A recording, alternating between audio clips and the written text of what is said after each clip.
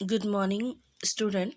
Today I will teach you your new chapter chemical equilibrium. वैसे तो मैंने इस चैप्टर की वीडियोस भी डाली हैं, नोट्स भी मैं ऑलरेडी दे चुकी हूँ। कल कुछ बच्चे ऑनलाइन क्लासेस में कह रहे थे कि मैम कुछ कुछ चीज़ें समझ नहीं आई थी, तो बेटा मैं इस चैप्टर को अगेन रिवाइज करवा रही हूँ।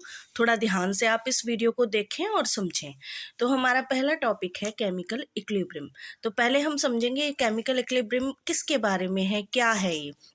So, my dear student, it is the state of process in which property like temperature, pressure, or concentration of the reactant and the product remain same with passage of time. जैसे जैसे time pass होता है तो जो हमारी chemical reaction है, chemical reaction के अंदर जो कंसंट्रेशन है, चाहे वो प्रोडक्ट की है चाहे वो रिएक्टेंट की है, और जो हमारा टेम्परेचर है, प्रेशर है, वो सेम हो जाए, इस प्रोसेस को the state of process is called equilibrium. So my dear student, according to this equilibrium को हम दो तरह से डिफाइन कर सकते हैं, स्टैटिक इक्विलिब्रियम और आपका डायनामिक इक्विलिब्रियम। ठीक है, अगर हम स्टैटिक इक्विलिब्रियम की बात करें तो जैसे आप अगर किसी बुक को टेबल पे रख दें तो वो बुक आपके क्या है, टेबल पर ही रखी रहेगी, उसमें कोई चेंज नहीं होगा। ठीक है, और अगर हम जैसे कोई लेटर है उसे वॉल पे खड़ी कर दें, जो सीढ़ियाँ होती हैं चढ़ने के लिए उसे खड़ी कर दें, तो वो भी हमारी क्या रहेगी, एक स्टैटिक इक्विलिब्रियम कहलाएगा। ठीक है, अगर मैं बात करूं डायनामिक इक्विलिब्रियम की, तो डायनामिक इक्विलिब्रियम में बेटा वो चीज़ें आती हैं जब आपके दो प्रोसेस एक साथ चल रहे होते हैं। जैसे मैंने कल भी आपको बताया था, जैसे अगर मैं बात करूं PCl5 की, तो इस रिएक्शन के अंदर जो PCl5 है, यानी कि ये जो रिएक्टेंट है, that make PCl3 and Cl2, ये दो चीज़ें आपकी बना रहा है, दो प्रोडक्ट बना रहा है। तो जैसे जैसे समय पास होगा वैसे वैसे क्या होगा, जो फॉरवर्ड रिएक्शन है उसमें तो क्या बनेगा, PCl3 और Cl2 फॉर्म्ड होगा। ठीक है, बट जैसे ही ये बनना शुरू होगा, ये वापस से PCl5 भी बनता रहेगा। यानी कि जो आपका इक्विलिब्रियम है वो आपका डायनामिक है, यानी कि स्टैटिक नहीं है, एक जैसा नहीं है। PCl5 से PCl3 बनेगा और क्लोरीन बनेगा, और PCl3 और क्लोरीन मिलकर दोबारा से क्या बना देंगे, PCl5 बना देंगे। क्लियर है? तो जो फिजिकल इक्विलिब्रियम है, देखो एक फिजिकल इक्विलिब्रियम का भी मैं आपको वो बता रही हूँ एग्जाम्पल। फिजिकल इक्विलिब्रियम का एग्जाम्पल क्या होगा, H2O। इसमें हमने H2O क्या ले लिया, सॉलिड फॉर्म में, जो हमारी आइस होती है बेटा। ठीक है, वो हमने किस में ले लिया, आइस की फॉर्म में हमने ले लिया। ठीक है, तो ये जो आइस है, जब ये आइस बनेगा, ठीक है, जब ये आइस बनेगा किसमें, H2O में, तो क्या होगा कि फिजिकल इक्विलिब्रियम को हम चेंज कर सकते हैं। ठीक है, क्लियर है? चलो अभी से डिटेल में पढ़ेंगे क्या है फिजिकल इक्विलिब्रियम। अब देखो फिजिकल इक्विलिब्रियम की कितनी सारी रिएक्शंस है। सॉलिड से लिक्विड इक्वेशन, ठीक है, लिक्विड से गैस, और सॉलिड से आपका सॉल्यूशन। ठीक है, गैस से सॉल्यूशन। ठीक है, इसे हम सॉलिड से वेपर इक्वेशन। अब देखिए जो हमारा फिजिकल इक्विलिब्रियम है ये रिवर्सिबल है, और जो हमारा केमिकल इक्विलिब्रियम है बेटा वो कई बार क्या होता है, हमारा रिवर्सिबल होता है। तो पहले हम समझेंगे रिवर्सिबल और इरिवर्सिबल रिएक्शंस को समझने से पहले कि रिवर्सिबल रिएक्शन क्या होगी और इरिवर्सिबल रिएक्शन क्या होगी। So my dear student, product can be converted into reactant. जिस रिएक्शन के अंदर, जैसे मैंने अभी आपको PCl5 का बताया था, इस वाली रिएक्शन में प्रोडक्ट क्या बन रहा था, जो प्रोडक्ट है वो दोबारा से रिएक्टेंट में चेंज हो रहा था। तो ऐसी रिएक्शंस हमारी क्या कहलाएंगी, ऐसी रिएक्शंस हमारी क्या कहलाएंगी, रिवर्सिबल रिएक्शंस कहलाएंगी।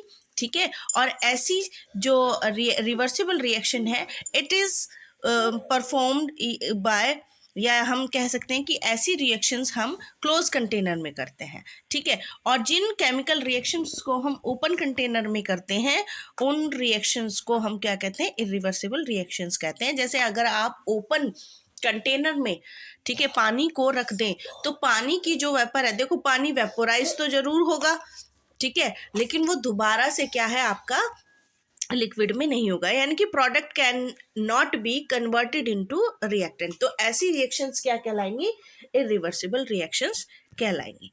ठीक है, चलिए इसी में हम आगे बढ़ते हैं। हम रिवर्सिबल में reaction never complete equation attend, ठीक है। तो जो हमारी देखो ये जो हमारी रिवर्सिबल रिएक्शन है, ये क्या है, इसमें कभी कोई रिएक्शन कंप्लीट नहीं होती, ठीक है। चाहे आपका क्लोज कंटेनर हो, क्यों नहीं कंप्लीट होती, क्योंकि आपका एक स्टेट प्रोडक्ट में चेंज होता है और प्रोडक्ट दोबारा से किस में चेंज हो रहा होता है, आपका रिएक्टेंट में। तो अगर न्यूट्रलाइजेशन रिएक्शंस को बेटा छोड़ दें, ठीक है। चलो अब हम बात करते हैं इरिवर्सिबल की।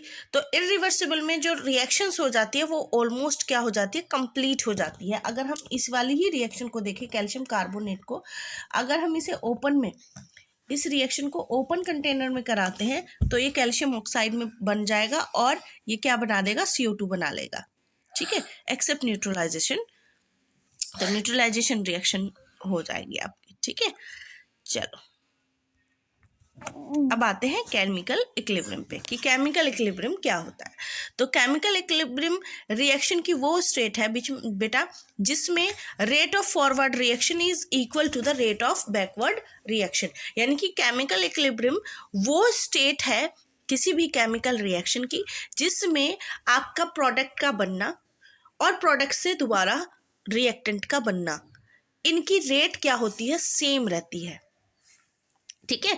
और रिएक्टेंट और कंसंट्रेशन का, रिएक्टेंट और प्रोडक्ट का जो कंसंट्रेशन है वो क्या हो जाता है, कांस्टेंट हो जाता है। तो इस स्टेट को हम क्या कहेंगे, केमिकल इक्विलिब्रियम कहेंगे, ठीक है। तो वी कैन से दैट बेटा it is state of reaction in which rate of forward reaction.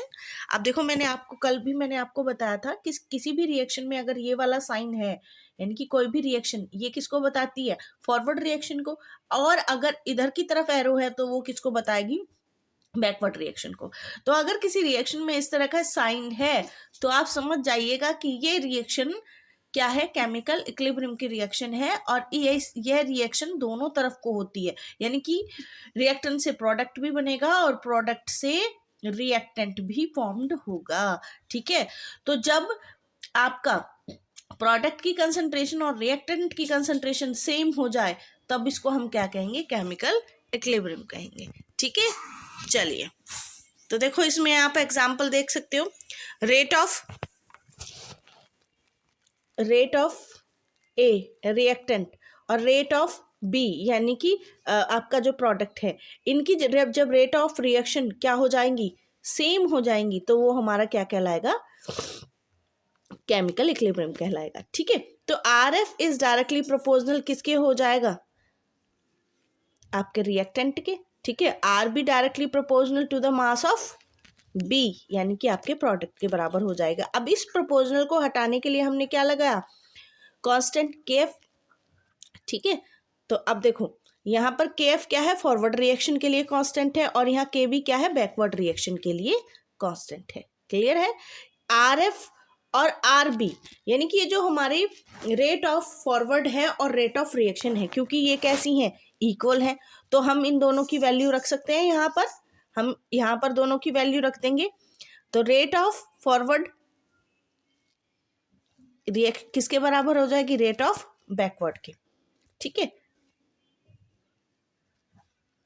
चलिए अब देखो बेटा KF, अब देखो जब हमने इनकी वैल्यू यहाँ पर RF की और RB की जब हमने वैल्यू रख दी तो ये क्या हो जाएगी, KF और हमारा रिएक्टेंट, ठीक है, KB और हमारा एक्टिव मास ऑफ प्रोडक्ट, ठीक है। KF upon KB is equal to किसके हो जाएगा, हमारा B अपॉन A के। तो अब इसको हम क्या लिख सकते हैं, क्योंकि ये तो कांस्टेंट है ना और दोनों बराबर हैं, तो हमने क्या लिख लिया, K is equal to B upon A, ठीक है। चलिए आगे पढ़ते हैं। अब देखिए इसमें देखना, ये हमारी क्या है, किसी रिएक्शन की प्रोग्रेस को ये बता रहा है। अब देखो जो हमने अभी थोड़ी देर पहले रिएक्शन पढ़ी थी, ठीक है, यहाँ पे क्या है, कंसंट्रेशन, अगर हमारा K क्या है, 1 से ज़्यादा होगा, अगर हमारा कांस्टेंट एक से ज़्यादा होगा। तो देखो ये जो हमारा प्रोडक्ट का फॉर्मेशन है ये पहले तो बढ़ेगा और फिर क्या हो जाएगा, कम हो जाएगा। ऐसे ये जो हमारा कंसंट्रेशन है पहले तो घटेगा और फिर ये क्या हो जाएगा, कांस्टेंट हो जाएगा। ठीक है, और अगर हमारा के किसके बराबर है तो हमारा देखो बी और ए क्या हो जाएंगे, कांस्टेंट हो जाएंगे। तो ये जो ग्राफ है ये हमारा किसको डिपेक्ट करता है कि this is the chemical equilibrium. ठीक है बेटा, चलिए अब हम थोड़े से कैरेक्टरिस्टिक पढ़ लेते हैं, कैरेक्टरिस्टिक ऑफ केमिकल इक्विलिब्रियम। तो देखिए बेटा, जो केमिकल इक्विलिब्रियम है तो अटेन्ड इन रिवर्सिबल रिएक्शन, जो केमिकल इक्विलिब्रियम है वो क्या है, रिवर्सिबल रिएक्शन को अटेन करता है। कुछ जो मेजरेबल प्रॉपर्टीज हैं जैसे हमारा temperature, pressure, volume as well as concentration and density यानी कि सघनता, ठीक है, कलर रिमेन, ठीक है। तो इनकी जो प्रॉपर्टीज है, टेम्परेचर है, प्रेशर है, वॉल्यूम है, कंसंट्रेशन है, वो क्या रहता है, सेम रहता है बच्चा। ठीक है, अगर हम बात करें किसकी, आर एफ और आर बी क्या रहता है, rate of forward, rate of reaction of forward और बैकवर्ड दोनों क्या रहती है, सेम रहती है। ठीक है, इक्वेशन में भी डिस्टर्ब बाय द, इक्वेशन किससे डिस्टर्ब हो सकती है, टेम्परेचर से, प्रेशर चेंज से, वॉल्यूम चेंज से, और कंसंट्रेशन अगर चेंज हो तो रिएक्शन क्या हो जाएगी, डिस्टर्ब हो जाएगी। ठीक है, but equation attain after a some time. ठीक है, चेंज इन कंसंट्रेशन में change equation, but equation constant remain same. देखो कंसंट्रेशन में चेंज होगा बट इक्वेशन कांस्टेंट क्या रहेगा, सेम रहेगा। क्लियर है, चलो चलिए अब देखो 6 equation constant can be change by change in temperature. तो जो हमारा इक्वेशन कांस्टेंट था, हमारा के जो हमारा आया था वो कब चेंज होगा, जब हमारा टेम्परेचर चेंज होगा। यानी कि जो हमारा इक्वेशन कांस्टेंट के है that is depend on the temperature. ठीक है, catalyst does not effect equation constant. Catalyst भी क्या करते हैं, अगर हम किसी रिएक्शन को कैटलिस्ट की प्रेजेंस में करवा रहे हैं तो वो भी किसी भी केमिकल रिएक्शन के कांस्टेंट को चेंज नहीं कर सकते। केवल कैटलिस्ट किसको चेंज करेंगे, किसी रिएक्शन की रेट को। ठीक है, टाइम को चेंज करेंगे कि कोई रिएक्शन कितना जल्दी होगा और कितना कम होगा। ठीक है, तो पॉजिटिव कैटलिस्ट क्या होंगे, टाइम को कम करेंगे, डिक्रीज करेंगे किसी रिएक्शन को होने में, और नेगेटिव क्या करेंगे, उसके रिएक्शन को इंक्रीज करेंगे। ठीक है, कि रिएक्शन पॉजिटिव क्या करेंगे, रिएक्शन का टाइम जल्दी हो जाए, और नेगेटिव क्या करेंगे कि रिएक्शन देर में हो। ठीक है, कल हम बच्चों पढ़ेंगे active mass of the substance. ठीक है, तो जो एक्टिव मास हम पढ़ेंगे इसमें कल। ओके बच्चों।